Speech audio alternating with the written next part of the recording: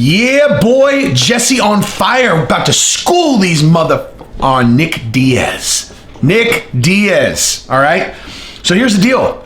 So Nick Diaz, he's coming back, he says. I mean, he's been saying this for a while, but he says he's coming back, and he is in great shape. He looks like he's in excellent shape. I'm going to do a whole entire video about Nick Diaz and about him coming back, about his career, about who I think he's going to fight, about what the hell he's been doing for the last 7 years, 6 years, 10 years, whatever.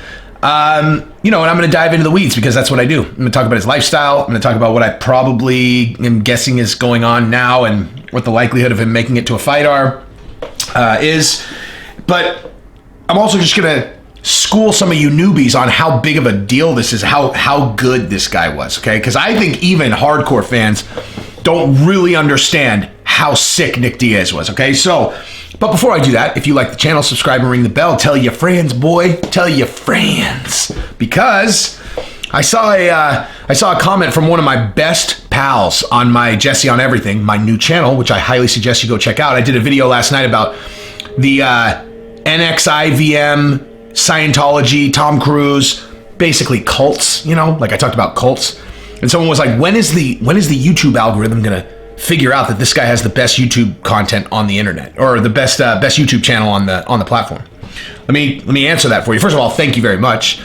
But the answer is that's not how it works. YouTube's never going to figure that out. They're never just going to start putting my stuff in front of everyone, most likely, right? What's going to need to happen is I need to get exposed. I need to get on a big channel, right? So that people start searching for me. Then that's what happens, right? So if anybody knows anybody with a big podcast, big following, let them know, let them know. Have me on. We could talk business. Anyway, so let's talk about Nick Diaz, right?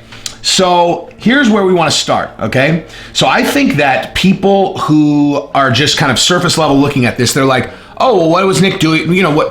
Just let me rewind, actually. Most of the time, when someone is coming back from a big layoff, your standard MMA fan goes to SureDog or UFC, whatever, wherever you get your stats from, and they go, oh, well, what was he doing right before he took his layoff? And they look and they see what their last, call it 5 fights were, right? And then they're like, oh, should I be excited or not? So Nick Diaz, you're like, oh, no contest against Anderson Silva, where he kind of won, he kind of lost that, and then he lost to George St. Pierre in a decision, and then he lost to Carlos Condit in a decision. So basically, he's 0-3 in his last 3 fights before he went on the hiatus. Do I really care? That was 2015, and 2012 and 2013 for the fights before that. Do I really care about Nick Diaz coming back? Really? Do I care? 0-3 in his last 3 fights. Do I care? Okay, first of all, his last loss was to an Anderson Silva who was on steroids, okay? And Anderson Silva, when he was still Anderson Silva, unbeatable, right? As a matter of fact, let's do this. Anderson Silva, when he beat Nick Diaz, this was when he had where is this thing? Well, that's actually coming right off of his 2 fluke losses to Chris Weidman, which I will never move off of, okay? So Anderson Silva beat 1 million people in a row, and then he lost to Chris Weidman the first time because he was showboating, and that's a fluke loss. I don't care what anyone says. You're never going to convince me otherwise. Fluke, okay? He shouldn't have been showboating, obviously, but he did, and he got caught, okay? If he wasn't showboating, Chris Weidman loses that fight 100 out of 100 times if Anderson Silva takes it super serious and hadn't just dirt napped 1,000 people in a row, so he was, slipping. Second one, he checks a kick and his leg breaks, okay? Also fluke. So then he comes back, he's still in his prime, is my point, okay? But let's just look before that, okay? Because George St. Pierre, I don't know if you guys have heard, but he's the best fighter in the history of the sport, okay? He lost to George St. Pierre. That was a pretty good fight, too. But the one before that, he lost to Carlos Condit. That could have gone either way. That was an amazing fight, right? So those are the 3 that he lost. Now let's go before that, because now we're going to go before that all the way back to 2006, okay? So we're going to start with 2006, and I'm going to go through every one of his wins because he won 1, 2, 3, 4, 5, 6, 7, 8, 9, 10, 11, 12, 13, 14, 15, 16 in a row, okay? He won 16 consecutive fights going into that fight, okay? 16 consecutive fights. That's more than Tony Ferguson, I'm pretty sure. I haven't double checked that, but I'm 99% sure that's more than Tony Ferguson had before he lost to Gaethje, okay? So we're going to 2006. He fights Ray Steinbliss, whatever, wins. Decision. Fights Josh Neer after that, wins by Kimura. He fights Gleason Tibau, wins by knockout in the second. He fights Takanori Gomi. He wins by second round knockout. They overturned that to a no contest because he smoked weed. Okay, that was the first weird thing that's happened in Nick Diaz's career. Lots of weird stuff around him smoking weed. Okay, first of all, I understand that smoking weed can be a performance enhancer for some people. Okay, and if you think that's not true, you're wrong. All right, you are not correct if you think that weed cannot help people in certain areas. Okay, if I'm playing golf and I smoke and you catch me at the right moment, all right, like, because I can smoke 8 times golfing and I will play worse 6 out of 10. One time won't really matter, but the 8th time, it's like literally like it's like my soul, it was taken out of my body and someone put Tiger Woods in. All right, like no joke. I played Chardonnay in Napa. It's not an easy course, right? I was playing Chardonnay, playing from the blacks, right? I had played 18 holes with my uncle. I was playing pretty well that day, right? Like I was playing pretty well. I think I shot like a 79, maybe 80, 79, 80. So I was playing pretty good. We met up and joined up with these 2 guys on the last 2 holes, right? So my uncle's like, all right, I'm out of here. And we're like, okay, later. And on the first hole, these guys are like, you want to smoke? I was like, sure. And I accidentally took way too much, okay? Like way too much. I've never been a person who smokes all the time, but this particular time it was like, so I was high as hell, okay? And I stepped up to hit my ball and I just looked and I was like, oh, wait, all golf is I just need to use this club that, like, which has a face like this and it's connected, and I just need to hit this little ball out there. Like, oh, that's it? Like, and you can't explain it unless you've actually gotten in the zone. If you've seen the movie Bagger Vance, it's called Being in the Field, okay? I can't explain it other than it's like how I hear people feel doing ayahuasca or something, like where all of a sudden you're like, oh, this is how the world actually is, except, oh, this is how golf is. I can feel the weight of the club. I can literally feel the exact weight of the club. I know how much the ball weighs. I can literally feel to an absolutely surgical degree how hard to swing this club to make this ball go where I want it to go, right there. Okay? I hit my drive. I massacred this drive. Okay? Absolutely dead center. I was going at the 150 marker. I could have hit this thing. Like if I was on the driving range, like I could have hit it, right? But I was just trying to hit it as hard as I could in that direction. Just went directly over it. Okay? Hit my approach shot, hit it to 2 feet, birdie. Go to the next hole. Same thing. Birdie. Go to the next hole. Par. Go to the next hole. Par. And I'm talking like barely missed my birdies. Go to the next hole. Birdie. Go to the next hole. Par. And I'm like, and I hadn't, like I was in outer space, right? Like I'm just hitting each shot on its own. And the guys are like, dude, are you 3 under? And I looked and I'm like, oh my God. I was 3 under through 6 holes, okay? Like I said, playing well was a 79. And I was 3 under par through 6 holes playing from the tips, okay? It's the best 6 holes I've ever played. And it was because I was blazed out of my gourd and I just was in the field, okay? So then I double bogeyed the next hole. As soon as I thought about it and I snapped back into what golf is when you're all distracted, whatever. Point being, smoking weed absolutely can be a performance enhancer, okay? And apparently it is for Nick Diaz because he can't help himself but right? Like he's always been a guy who just constantly is pissing hot for smoking weed. So whatever, he got that particular fight overturned. That was a tangent to end all tangents. Anyway, then he fights Mike Alina. He wins by decision. Then he fights KJ Noons. Now this is where everybody's gonna go, oh, 16 in a row? Nah, he lost to KJ, bro. He lost to KJ Noons, bro. Well, guess what? I removed that fight from this entire thing, okay? So he actually had 17 fights in a row, and he has 1 loss to KJ Noons because they stopped the fight due to a cut at the end of the first round, and if you've seen that, nonsense, okay? And he fought KJ Noons again, and he whipped his ass. So I am pulling that out because that's a legitimate one that was like, he didn't lose that fight. Like, he didn't lose that fight. They should not have stopped it. They should not have stopped it. That's a real no contest, okay? Where like the Takanori Gomi one, that's a win. He won, okay? Period.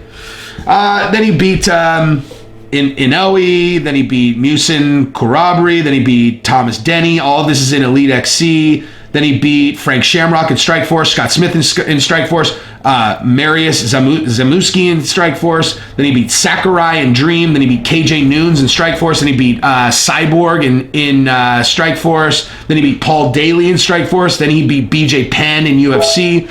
Then we got to those 3 fights, okay? So the idea that Nick Diaz is not a big deal, you can't, dude, 16 straight wins. I don't care who you're fighting. If you're fighting in Elite XC, Strikeforce, and UFC, okay, like, yeah, obviously Elite XC and Strikeforce were Bellator back then, right? Like that's the old Bellator. 16 straight wins, and he whipped their asses too. Like, he had his whole style was crazy, dude. Like, he's the absolute perfect, the ultimate example of, it doesn't matter how hard you hit a guy, it matters how good you hit a guy, right? And I like to dissect the fight game into terms that people can understand that haven't necessarily fought a lot, okay? Like, to where it'll make you look at the fight game like a fighter does, as opposed to like a person who's watched fights but doesn't know what it's like to actually fight, okay? So think about it like this, right? Of course, if I get inside and I'm like, bat, wow, like, and I snap one off on you and I put everything I have into it, you know it's gonna hurt and you're gonna go to sleep, right? Like, if I, just, whoo, and you come in, you're left open, and I just put one on you, of course that's gonna hurt, okay? That's you watching as a fan, okay? Now think of this as a human being, okay?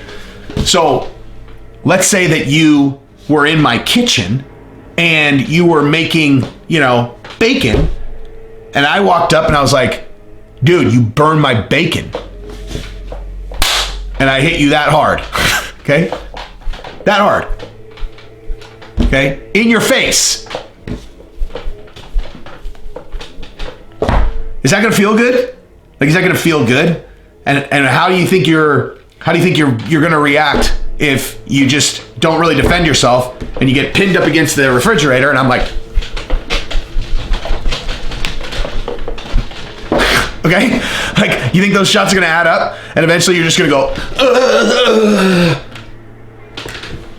probably, right? So you don't need, if they're landing good. And that's what Nick did to people. And he killed them with that, dude. He killed them with that. His whole approach was, it doesn't matter how hard I hit him, it's about how good I hit him. And so he would get in, he had these long monkey arms, he would just be like, because he can hit you from so far away that if you take away the need to throw a big Mike Tyson, snapping hook on everything, if you take away you don't need to do that, and you could just, hitting someone, again, let's see it from this angle, like this, that's enough, if that's enough, and you have ridiculous reach where they can't hit you from this, so you can go,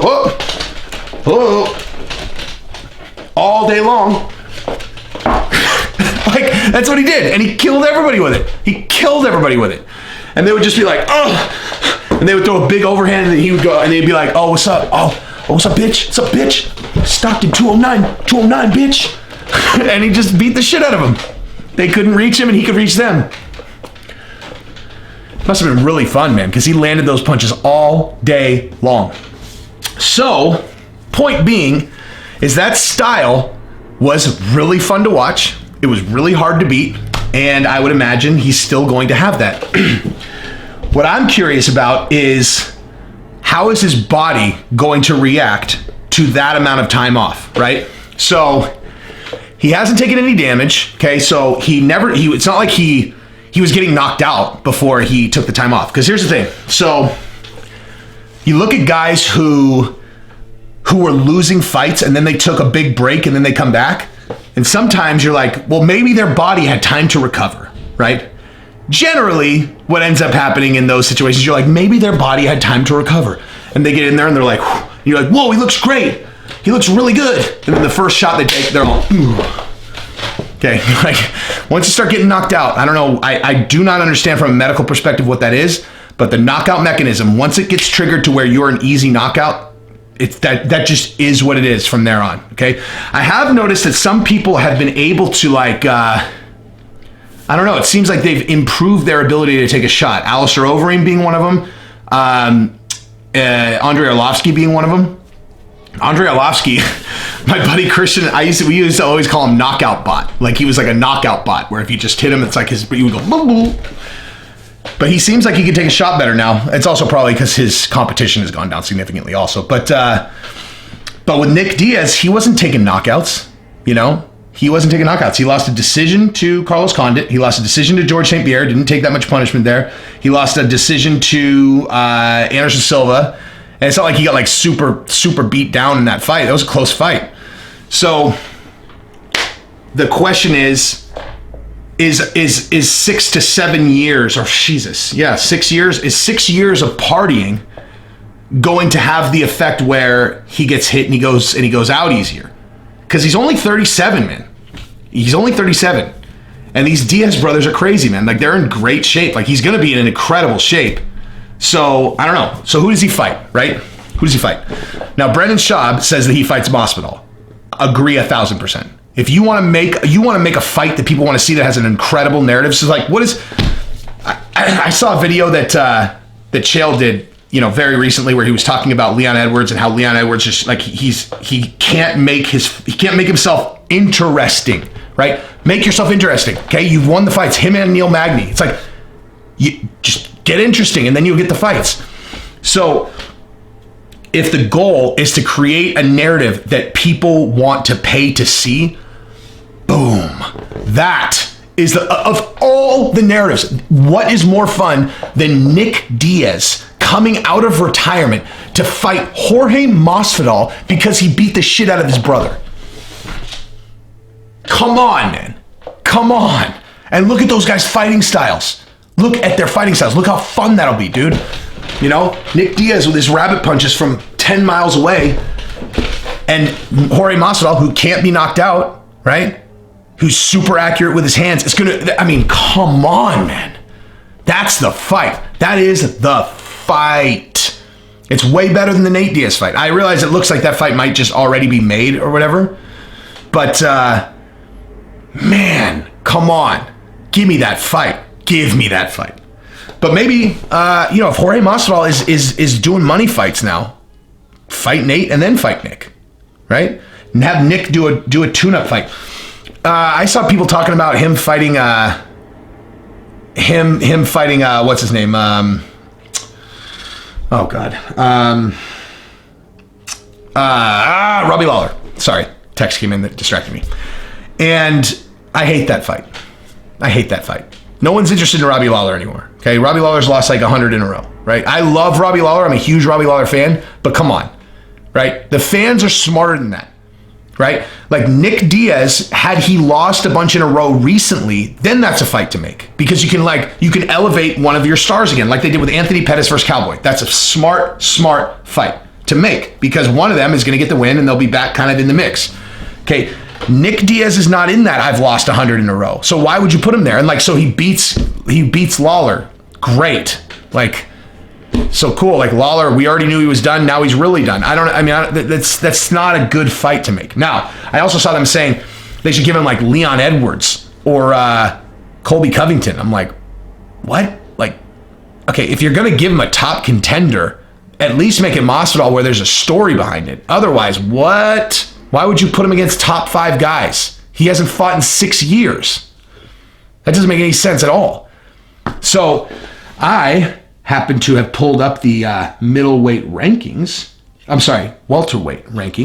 And yeah, I'll take a look. I saw Darren Till wants that fight. I don't know if he's saying that he would drop to 170, but But yeah, that'd be cool. I mean, I don't know, Anthony Pettis, except that Nate Diaz just beat him up. So I don't really know what the story is there.